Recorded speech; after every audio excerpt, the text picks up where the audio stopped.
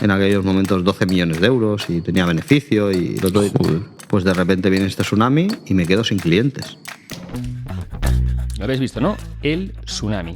Una comparación. Fijaros cómo siempre está balanceando el éxito con el aprendizaje, con que también falla, con que aún le quedan muchas cosas por aprender. Es honesto porque en su lenguaje corporal, fijaros que, aparte de que va cerrando el cuerpo, va cerrando el puño. Fíjate cómo ha puesto lo del violín y mantiene la misma analogía para explicar conceptos que se van repitiendo durante su presentación. Hoy voy a analizar a José Lías, una de las personas más ricas del mundo y también, lógicamente, de España, con un patrimonio que llega a los 900 millones de euros, con más de 170 empresas y que, entre otras empresas, tiene la famosa compañía La Sirena. Vamos a ver cómo comunica en la entrevista que hizo con los chicos de Tengo un Plan. ¿Qué deberíamos entender de tu pasado para conocer al José de hoy en cuanto a resultados? En mi caso, pues tengo la particularidad o la peculiaridad de que mis padres se conocieron mayores. Por ese motivo los tuve muy poco en mi vida, ¿no? Entonces, cuando yo tenía 19 años, pues murió mi madre, me quedé solo viviendo en casa y tuve que un poco buscarme la vida y nada, 3 años más tarde pues murió mi padre y fue cuando justamente me arruiné por primera vez, ¿no? O sea, en ese momento, ahora mirando hacia atrás, pues creo que era un niño. En aquel momento yo me veía fuerte, pero mirando hacia atrás, ahora con 46 años, veo que con 19 años nadie está preparado para quedarse solo, ¿no? Muy interesante porque siempre que contamos nuestra historia es muy bueno que asumas los fracasos y que los pongas en primera línea, porque ¿sabéis qué pasa? Que a nadie le gusta ir a escuchar a alguien que solo te habla de lo bueno que es y lo bien que le ha ido todo. A todos nos gusta ver a esa persona que ha pasado por distintas fases, y cuando hay alguien que es tan exitoso como José Lías, que ha ganado tanto dinero, siempre es muy interesante que hables de los fracasos, de cómo has aprendido de ellos, que lo va a hacer probablemente durante la entrevista, y otra cosa muy importante, dejar claro que igual que has fracasado, que te has arruinado 2 veces, puede volver a pasar. Hacer este inicio y colocarte ahí, en esa situación, hace que generes de entrada mucha conexión con la gente que te está escuchando. Así que buen punto para José Lías. ¿Tú cuando estabas en el instituto, cuando estabas en el colegio, tenías en tu cabeza que tú querías ser emprendedor, empresario, o fue algo que surgió más porque la vida te lo puso delante? Yo me quedo cuidándola hasta que ella muere cuando yo tengo 19 años. Me quedaba un año para acabar la carrera. Tenía 20 años y me quedaba un año para acabar la carrera. Y me fui de becario a una empresa y el tío que me contrató, básicamente, a los 6 meses me echó diciéndome que no valía para trabajar. Bueno, en parte tenía cierta razón, ¿no? Yo soy un tío muy crítico, ¿no? En el sentido de que yo soy una persona que tengo mucho sentido de común, ¿no? Entonces... Muy bien esto, fijaros, ¿no? Otro ejercicio de humildad. Necesita una persona que ha tenido tanto éxito poder situar muy bien la humildad. Y cuando dice que en su primer trabajo lo echaron porque no sabía trabajar y además que probablemente esa persona tenía razón, se está colocando justo donde nos interesa como conferenciante o como persona, ¿no?, que la gente pueda valorar. Siempre un poco por debajo. ¿Ese fue tu primer emprendimiento? ¿Ya una empresa directamente?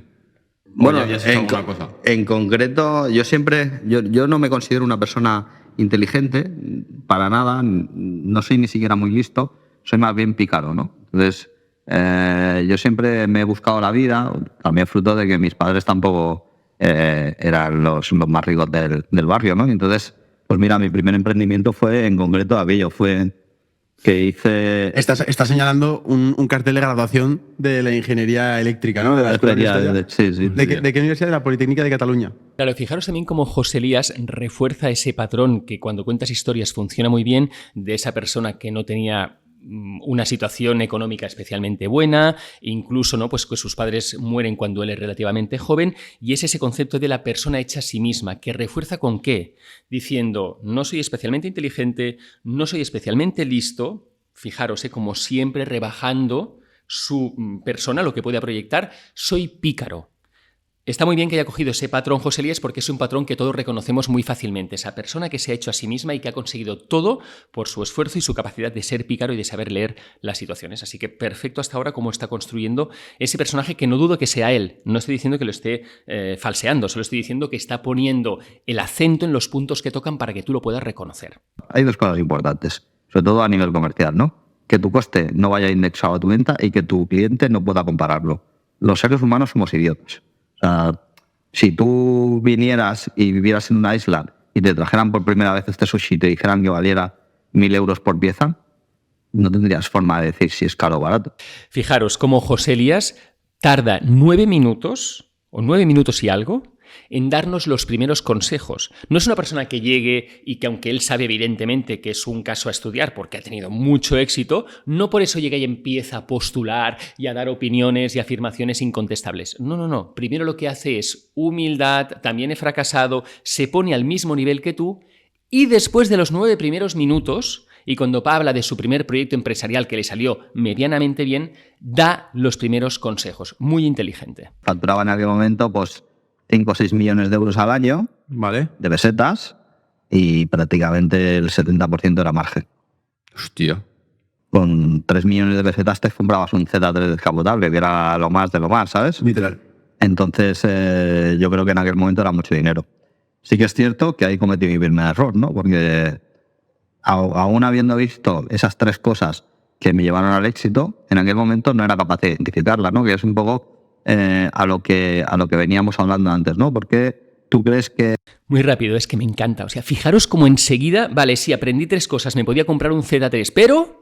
Error. Fijaros cómo siempre está balanceando el éxito con el aprendizaje, con que también falla, con que aún le quedan muchas cosas por aprender. Generando esa imagen de humildad, de persona que toca de pies en el suelo, que sabe lo que está haciendo. Sí que es cierto que el resto de mi vida me he sentido muy solo también, ¿eh? O sea, aún teniendo familia y tal, sí que es cierto que mi sensación de soledad en el mundo, una vez mis padres se fueron... Vamos a saltar de lo que es el contenido también a voz y lenguaje corporal en algunos momentos. Por ejemplo, desde hace poquito ha dejado los palillos. Si te fijas, al principio de la entrevista está todo el rato jugando con los palillos, donde está denotando nervios. Eso nos pasa porque cuando tenemos que presentar o estamos en una situación incómoda, como a lo mejor en este caso él no está muy acostumbrado o a estas alturas no estaba muy acostumbrado a hacer entrevistas, lo que haces es intentar gestionar los nervios probando de controlar alguna cosa. En su caso, pues intenta controlar los palillos y juega con los palillos para tener sensación de control. Hay otra gente que ¿qué hace? Pues juega con el anillo o juega con cualquier otra parte de su cuerpo o de su ropa. Por eso siempre es interesante, si estás en una situación que puede ser incómoda o que no estás muy familiarizado, que utilices el famoso bolígrafo. Es un mal menor. Él utiliza los palillos, pero fijaros como aquí ya ha dejado de utilizar los palillos y cuando está empezando a hablar de cuándo se murió su padre, es honesto porque en su lenguaje corporal, fijaros que aparte de que va cerrando el cuerpo, va cerrando el puño. Que sepáis que si estáis nerviosos, la gente siempre lo va a percibir primero por vuestro lenguaje corporal. Por las manos, por el contacto visual, porque cruzáis los pies.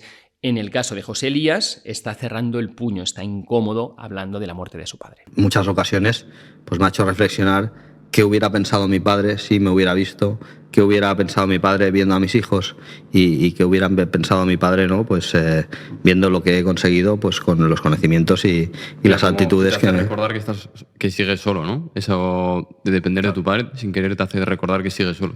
Sí, claro. Yo de hecho... creo que en cierto modo debería ir a un psicólogo a veces, porque hay veces que lo pienso, ¿no? Y yo es brutal, ¿eh? Cómo su cuerpo habla. No es una persona especialmente expresiva, pero fijaros cómo ha cerrado completamente el cuerpo, se está cogiendo el cuerpo y otra cosa muy importante es que se está mostrando vulnerable. Ha empezado hablando de los fracasos. Ha comentado que puede volver a arruinarse como se ha arruinado. Ha explicado que lo echaron fuera del trabajo. Nos ha dado 3 pequeñas lecciones para automáticamente decirnos que aún le faltaban otras cosas por aprender. Y ahora se está mostrando vulnerable. Es fantástico porque cuando tú proyectas tanta autoridad como proyecta José Elías por lo que ha conseguido, la única manera o la manera más eficaz de conectar con tu público es que ponerte a su nivel o por debajo. Es enseñar todo esto para que luego todo el conocimiento la gente esté completamente abierta para absorbirlo. Y eso es una cosa que utilizamos mucho cuando hacemos speech. Si tienes mucho éxito, primero habla de los fracasos, de lo que ha ido mal, de cuando te sentiste mal, de tu vulnerabilidad con depresión o pensando en ir al psicólogo. Y luego, cuando cuentes los éxitos, la gente estará esperándolos incondicionalmente. Que tanto saber delegar como poder delegar, que es una cosa muy importante que la gente no sabe hacer, o no confían, ¿sabes? No confían en el que tienen por debajo, es una de las cosas más importantes para la tercera virtud de un negocio, que te he dicho la primera es que el precio de tus servicios no vaya indexado a tus costes, la segunda no, que tu cliente sea difícil que compare tus precios o tus servicios, y la tercera es que el proyecto sea escalable. Y el proyecto es escalable siempre que puedas delegar, porque al final tú estás limitado por un concepto temporal, o sea... Qué tío, ¿eh? Qué tío, no me lo esperaba. O sea, fijaros que José Elías hace ya como 10 minutos nos ha dicho los 3 primeros aprendizajes que nos tenemos que llevar de esta entrevista. Y 10 minutos más tarde, a partir de un ejemplo, nos vuelve a recordar esos 3 conceptos. ¿Qué significa? Que está haciendo un resumen de lo que ha dicho hasta ahora de un modo muy natural.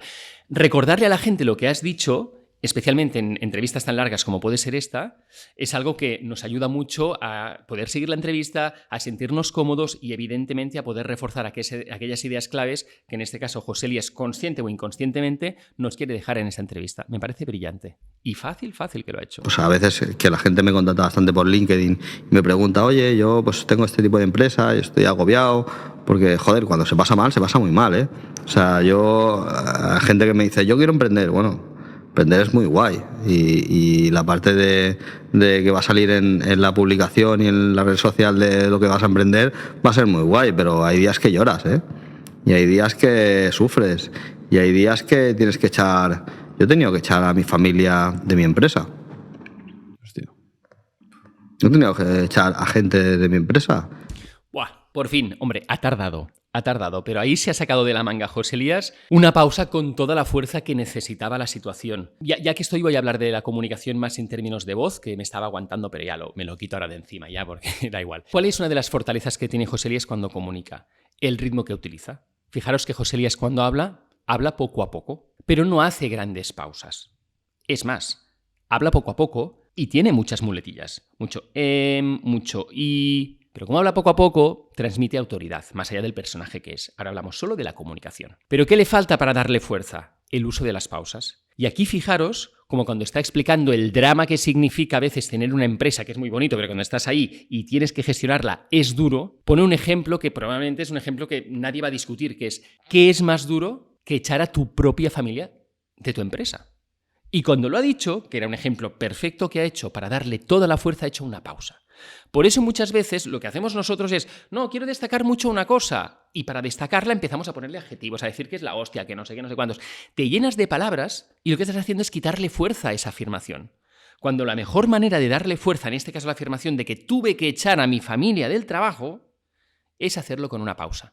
Y ahí lo ha hecho muy bien. He tenido que enfrentarme a amigos que en un momento, una situación jodida, me han dicho, pues tienes que echarme una mano y a veces se la he podido echar y a veces no se la he podido echar.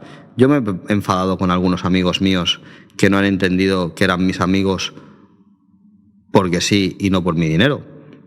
O sea, yo perdí un gran amigo de la infancia porque él tenía una empresa de servicios de pintura y no entendió que yo no le dejara pintar una de mis casas, ¿sabes? Y lo perdí y yo no lo entendí.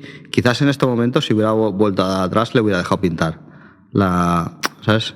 Hay algunas veces que tomas unas decisiones porque tú crees que son normales, pero la otra persona no lo entiende. Y eso es lo que te va a llevar a ser empresario y emprendedor, ¿no? Que vas a dejar amigos por el camino, que vas a ver grandes amigos traicionarte, que vas a ver grandes amigos venderte y que vas a ver a amigos y familiares salir corriendo como almas que lleva el diablo cuando te arruines. Una de las grandes virtudes de José Elías es todo el rato está situándose a un nivel bajo. No te dice, no, yo tengo unos amigos que están por mí por lo que yo soy, no por el dinero que tengo. No, yo tengo una familia unida en la que me puedo apoyar. No. Es un tío que se muestra normal desde el minuto cero. Y tiene amigos que han estado por dinero. Y tiene familiares que han salido corriendo cuando se ha arruinado. O sea, todo esto que te dice, ¿qué hace? Normalizar mucho a un personaje que si tú sabes, que te lo he dicho al principio, lo que gana y la posición que tiene dentro del país, lo tendrías mitificado. Y eso lo hace constantemente durante toda la entrevista que llevamos, que ya es un buen rato. Brutal. Normalmente tú cuando empiezas una empresa o un emprendimiento eres lo que yo llamo un hombre orquesta. Llevas el saxofón, la batería y el organillo y vas haciendo de todo. Haces las facturas, haces el servicio, haces de todo, ¿no? Luego empiezas a tener un cuarteto de flauta, ¿no? O de violín. Pasas de ser el hombre orquesta a ser el violinista, ¿no? Y tienes tu cuarteto o tu quinteto de personas que te acompañan y vais todos con el violín y ya estáis todos más ordenaditos y tal. Y luego llega un momento que tienes que entender que hay un salto cualitativo, que hay gente que sabe hacerlo hay gente que no sabe hacerlo, que es que tienes que dejar el violín en el sillón, tienes que dejar que otro toque el violín y tú tienes que coger unas cosas que se llaman la batuta.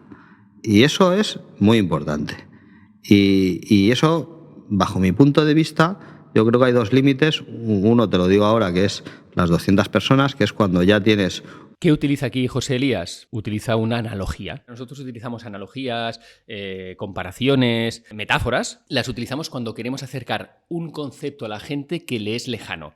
Le puede ser lejano por dos motivos. Puede ser un concepto lejano porque realmente no entiendes muy bien de qué está hablando o es alguna cosa que no forma parte de tu mundo. O puede ser lejano porque, a pesar de que entiendes perfectamente lo que son 200 trabajadores o lo que puede ser hacer de hombre orquestra, es una cosa que tú a lo mejor no has vivido este proceso, porque aún sigues siendo hombre orquestra o porque estás tocando, como dice él, el violín, pero aún no has cogido la batuta. Cuando él hace la analogía, nos sirve para poder entender perfectamente qué es lo que nos está explicando en cualquiera de los dos casos. Y es un recurso que utilizamos mucho cuando queremos eso, ¿no? Que la gente entienda bien un concepto que le puede ser un poco complicado por alguno de los dos casos que te he explicado.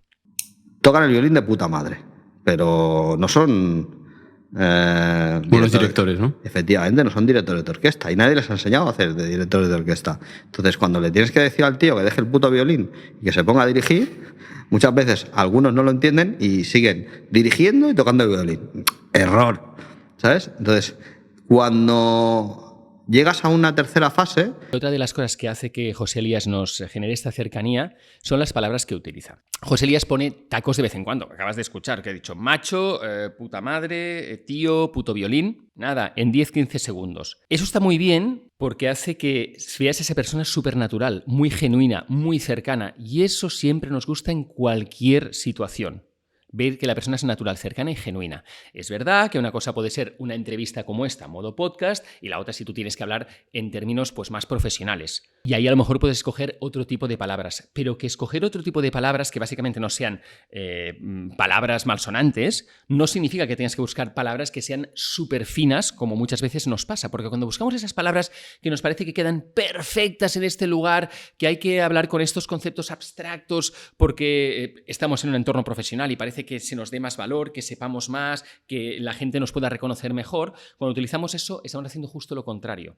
Igual utilizas las mejores frases y las mejores palabras que existen, pero eso está generando justo lejanía, que es lo que nunca nos interesa. Y en los 33, que ya tenía más o menos...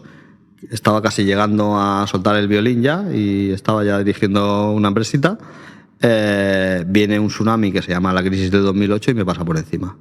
Y yo estaba en una playa y de repente viene una ola muy grande y me dejó sin clientes, ¿no? Y en ese momento, sin comerlo ni beberlo y teniendo una empresa pues con bastante cara y ojos y ya facturaba en aquellos momentos 12 millones de euros y tenía beneficio y lo tenía todo bastante ordenadito, pues de repente viene este tsunami y me quedo sin clientes. Lo habéis visto, ¿no? El tsunami, una comparación. Y claro, me giro así y veo toda mi pared empapelada de unas cosas que se llaman pagarés, que eran unos papelitos muy curiosos que ponía pagaré, pero nadie pagaba, tú. O sea, aquello era la bomba, ¿sabes? Y encima yo tenía... Voy a hacer una cosa, voy a tirar el vídeo hacia adelante, porque cada vez su comunicación está mejorando, veis que sonríe más, que gesticula más, que su voz deja de salir, ¿no?, del tono plano y empieza a tener más matices. Vamos a ver cómo acaba un poco más adelante la entrevista, o acabar o en medio, a ver cómo va su comunicación. Vamos a ver. ¿Sí? Claro, es que tú ten en cuenta que pasar de 49 a 3 millones, 49.000 a 3 millones, implicaba que... Sí que es cierto que en la Compañía de la Luz tuve que seguir tocando el violín durante un tiempo porque no tenía dinero para comprar el sistema informático. Entonces me tuve que... Oh, me encanta. O sea, fíjate cómo ha puesto... Esto ya es como, no sé, igual 20 minutos adelante de la entrevista. Fíjate cómo ha puesto lo del violín y mantiene la misma analogía para explicar conceptos que se van repitiendo durante su presentación. Ese es un recurso muy interesante. Si tú sabes que hay ideas clave que se van a ir repitiendo en tu presentación y esas ideas claves las quieres reforzar para asegurarte de que todo el mundo las entienda y no tengas que reexplicarlas cada vez, lo asocias a una comparación o a una analogía, en este caso, pues lo que hemos visto, ¿no? De la orquesta, la batuta, etcétera, y cada vez que dices, bueno, cogí las batutas, ya sabe la gente que esa empresa había crecido lo suficiente y había sabido delegar lo suficiente como para dedicarte a lo que toca, que es solo a dirigir con las batutas. Y eso es muy interesante que lo mantengas para conseguir ese efecto. Muy buen recurso otra vez. Tuve que contratar a un informático, ponérmelo al lado, pues como habéis hecho vosotros en plan autodidacta de esto, y decirle, mira, quiero que cada vez que le dé aquí al botón, allí me salga un no sé qué, ¿sabes? Y tuvimos que desarrollar el sistema informático de las 3 cosas importantes de la compañía de la luz desde cero. Fue muy loco. El algoritmo de la previsión de la demanda, lo que calculaba cuánto gastaban mis clientes, el algoritmo de la previsión de cobro, que era algo bastante importante, y un sistema de billing, porque claro, tú imagínate, yo tengo 500.000 de clientes, yo no hago 500.000 de facturas al mes, eso va automático, ¿sabes? Se chupa las lecturas de los contadores por un sistema XML, eso lo interpreta y genera la factura. Entonces es todo muy automático. Ahora cuando lo ves es muy curioso, ¿no? Porque realmente somos una fábrica de hacer facturas. Pero, cuando llegamos de la nada y solo teníamos una mesa, sobres y un ordenador, aquello era muy loco. Por eso te digo que si yo ahora tuviera que empezar de nuevo la compañía eléctrica, con lo que sé, te diría, hostia, estás loco, José, ¿sabes? Estás como una cabra. Bueno, vamos a dejar aquí porque creo que hemos visto suficiente. De entrada, como experto, primero de todo, reconocer que José Elías me ha sorprendido porque lo que había visto de él siempre le veía con un tono de voz más bien plano, con poca gesticulación. Pero no solo me ha sorprendido por ese lenguaje directo y claro que habéis visto, con tacos por todos lados, que eso ya lo había visto, sino cómo genera esa cercanía desde siempre hablar desde sus fracasos, desde siempre explicar que la vida de empresario no es una cosa flipante en todos los sentidos y al final entender que todos nos equivocamos. Situar desde el principio su personaje a ese nivel genera la primera conexión con tu público, porque a nadie le interesa escuchar todos los éxitos de la otra persona sin entender que también ha fracasado. A nadie le gusta ver a alguien que es invulnerable. A todos nos gusta también ver la vulnerabilidad de las otras personas. José Elías la enseña desde los intestinos, sin ningún complejo. Eso es un gran qué.